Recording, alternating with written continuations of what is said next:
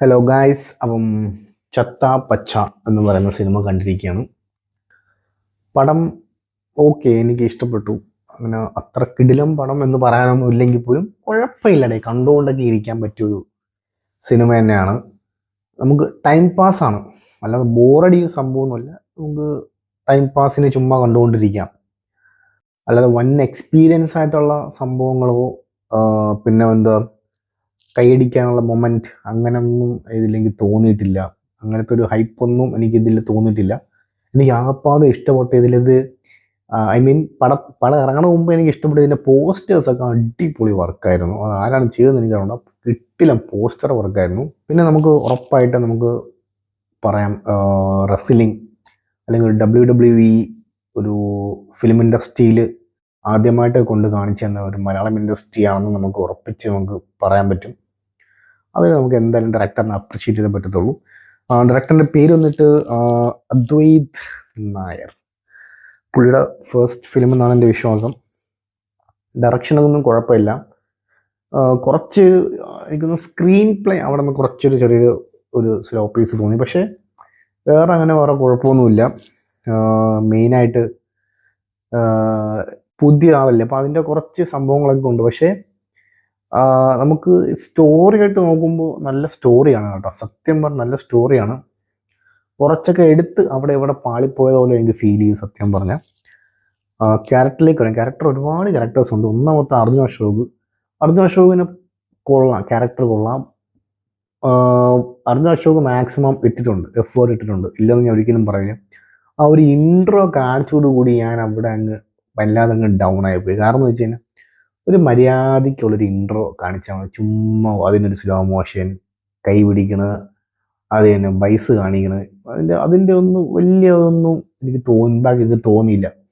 അതിൽ നിന്ന് എത്രയോ ബോഡി ആൾക്കാരതിനകത്ത് ഉണ്ടായിരുന്നു. കിടിലം ബോഡിയുള്ള ആൾക്കാരതിനകത്തുണ്ട്. റോഷനൊക്കെ എന്ത് പൊട്ടാസ് ബോഡിയാണ്. വൈശാഖിൻ്റെ ഒക്കെ ബോഡി എന്ത് മുത്ത് ബോഡിയായിരുന്നു. അതൊക്കെ വെച്ച് നോക്കുമ്പോൾ ഇത്രയ്ക്കും ഹൈപ്പ് ഓടിക്കേണ്ട ആവശ്യം എനിക്ക് തോന്നിയില്ല അർജുൻ അശോകിന്. കൂടുതലും അർജുൻ അശോക് തന്നെയാണ് ഇതിന് മെയിനായിട്ട് പോയിരിക്കുന്നത്. അതൊക്കെ എനിക്ക് ഒരുപാട് വന്നു. ഞാനത് കൂടുതൽ ഞാൻ പറയാം. അതിന് മുന്നേ അതിന് റോഷൻ്റെ പെർഫോമൻസ് വൈസ് വാസ് നൈസ്. കിടിലം പെർഫോമൻസ് ആയിരുന്നു. റോഷൻ്റെ ബോഡി ആയാലും ആ ഒരു ക്യാരക്ടർ, ഹെവി ക്യാരക്ടറാണ്. റോഷൻ അത് കിടിലമായിട്ട് ചെയ്തിട്ടുണ്ട്. പിന്നെ വൈശാഖിനെ പറയണ്ട, വൈശാഖ് ജീവിക്കുകയായിരുന്നു. അടിപൊളിയായിരുന്നു വൈശാഖ് ലാസ്റ്റ് ഞെട്ടിച്ച് കളഞ്ഞു. ഫൈറ്റൊക്കെ അടിപൊളിയായിരുന്നു.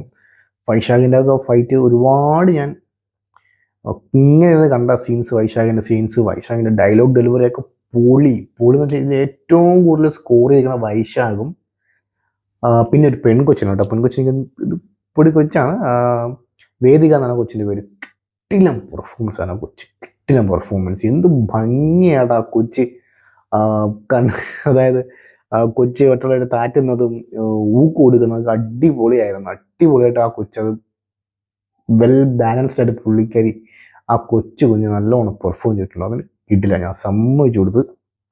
അത് തന്നെ ഇഷാൻ ഷൗക്കാന്ത്, നമ്മളെ മാർക്കോയിലൊക്കെ ഉള്ള പുള്ളിക്കാരനും നല്ല പെർഫോമൻസ് ആയിരുന്നു. ഫൈറ്റ് സീനൊക്കെ നല്ല എഫേർട്ട്. അതിൻ്റെ ഫൈറ്റ് സീൻസ് എല്ലാവരും ആ ഒരു എഫേർട്ട് ഇട്ടിട്ടുണ്ട്. അതിന് ഞാൻ സമ്മതിച്ചു കൊടുത്തു. കിടിലം പെർഫോമൻസ് ആയിരുന്നു. അവർ ഡെഡിക്കേഷൻസ് ഒരുപാട് ഇതിൽ ചെയ്തിട്ടുണ്ട്. ഇല്ലെങ്കിൽ പക്ഷേ അവിടെയും കുറച്ചൊരു പോരായ്മകൾ എനിക്ക് ഭയങ്കര ഫീൽ. കാരണം നമ്മളൊക്കെ WWE കൊച്ചിലോട്ട് കണ്ട് കളിച്ച് വളർന്നവരാണ്.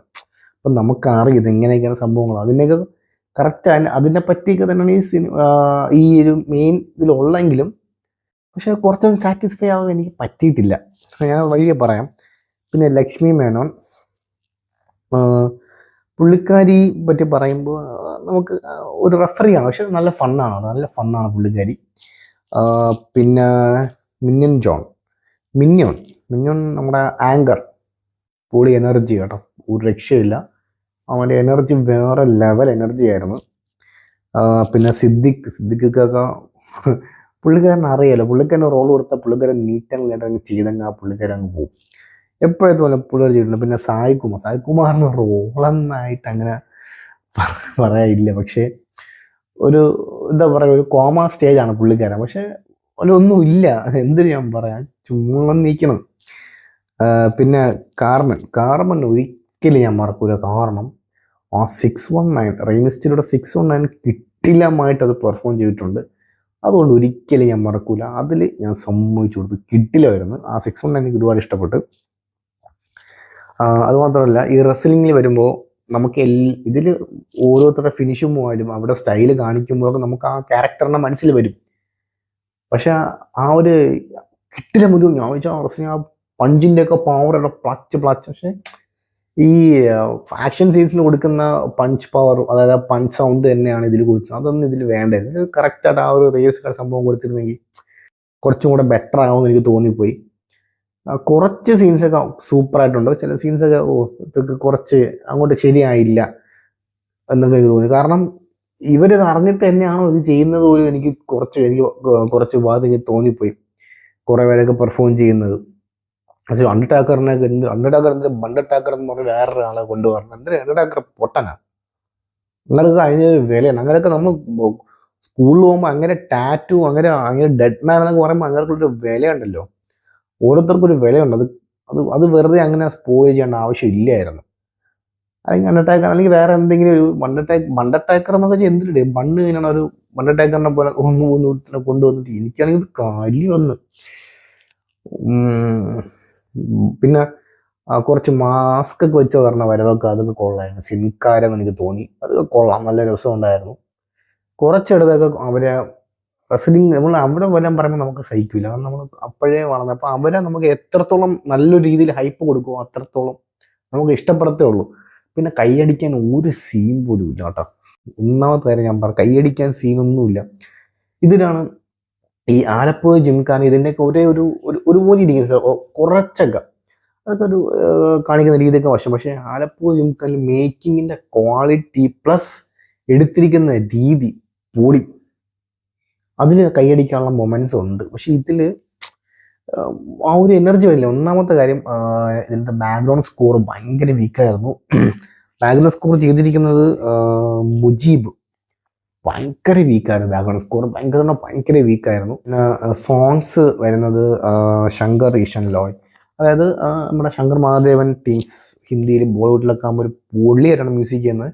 ഇതിലെ പാട്ടുകളൊക്കെ നല്ല രസമാണ്, കിടിലം പാട്ടുകളായിരുന്നു. അതിലൊന്നും പറയില്ല. ബാക്ക്ഗ്രൗണ്ട് സ്കോർ എന്ന് വെച്ചാൽ ഒരു എനർജി പമ്പ് ചെയ്യുന്ന സോങ് അതിനകത്ത് വേണം. അതിനകത്ത് അങ്ങനത്തെ ഒരു തേങ്ങ അതിനകത്തില്ല. ഒന്നാമത്തെ കാര്യം, ഒരു തേങ്ങ അതിനകത്തില്ല.